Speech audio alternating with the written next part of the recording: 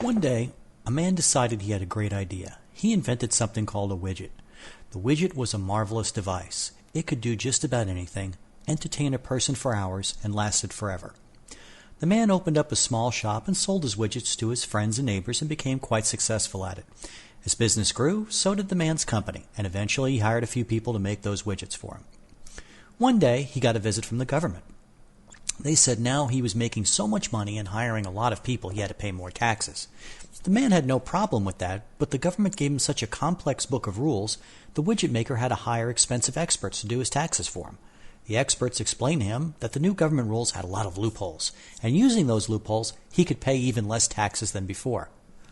Why are those loopholes there? The widget maker asked his experts. Well, the government wants to encourage business, so they put loopholes in the law so you'll make your widgets a certain way. For instance, if you make more green widgets than red widgets, they will give you a tax break, the experts responded. Green widgets cost more to make and less profitable because it takes 2 men to make a green widget, whereas red only takes 1, the maker said, scratching his head. Exactly, said the accountants. The government wants you to hire more people. That makes no sense, replied the widget maker. Since it costs more, I make less money, and so I'm less profitable. If I'm less profitable, I have to lay people off. Why don't they just leave me alone? I have no trouble making money or hiring people before. That's the rules, the accountant said. I don't make them. I just explain them. So the widget maker made more green widgets than wet ones, paid less taxes, and made less money. Then the government came knocking again. This time it was the EPA.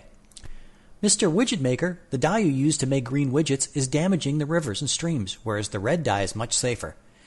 You need to use expensive equipment to scrub that dye from your waste, they told him. Now look here, he replied. I wouldn't be making green widgets very much at all if you people had left me alone to make them my way. I hate green widgets. They are expensive, labor-intensive, and don't sell as well as the red ones. The EPA guy just blinked at him. These are the rules. I don't make them. I just explain them. The widget maker adjusted his machinery at great cost to his bottom line and hired some lawyers to fight the government's silly rules. One day, he invented purple widgets that he could make overseas at much cheaper labor costs. This way, he didn't have to make either green or red widgets, which were subject to all the silly rules government had. The purple widgets sold well, and the widget maker thought he had beaten the game at last. But then, the purple widget didn't hold up so well. It broke down a lot, and in some cases broke into little pieces that injured people if they climbed on them. That's when the government came knocking again. This time it was the Widget Safety Council. He had never even heard of a Widget Safety Council until that day.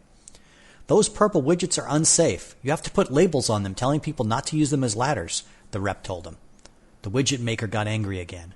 Why would people use them as ladders in the first place? Why wouldn't people just use a ladder? It's a widget, not a ladder. If people are going to be stupid, how am I responsible? I'm sorry, the council rep said.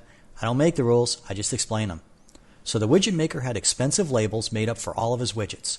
They were made of special high-resin label plastic with glue so idiots couldn't peel off the label and forget not to use his widgets as ladders. He got sued once because the red widget didn't have a label like the purple ones did, so he was forced to put the expensive labels on all of his widgets.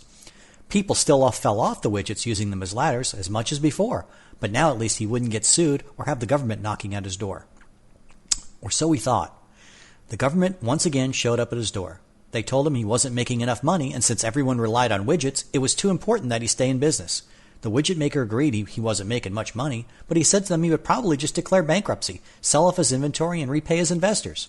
Oh no, the government cried. That would be the worst thing you could do. All of the unions that make your widgets would go out of business. Think of all the people that couldn't buy your widgets now. And also our economy depends on you making those widgets. But I don't want to make them anymore, he said. They aren't profitable. It isn't fun to make them. And frankly, they look kind of stupid with all those labels on them. I refuse. Get someone else to make them. You've ruined me. So the government came with a big box of money, gave it to the employees, and put a lock on the door, and they ran it themselves. They also fired the widget maker and told him he was crooked. The widget company soon found itself out of business. The moral of the story is, just make your widgets someplace else. It's a moral that more and more businesses are taking to heart these days. And that suited the widget maker just fine.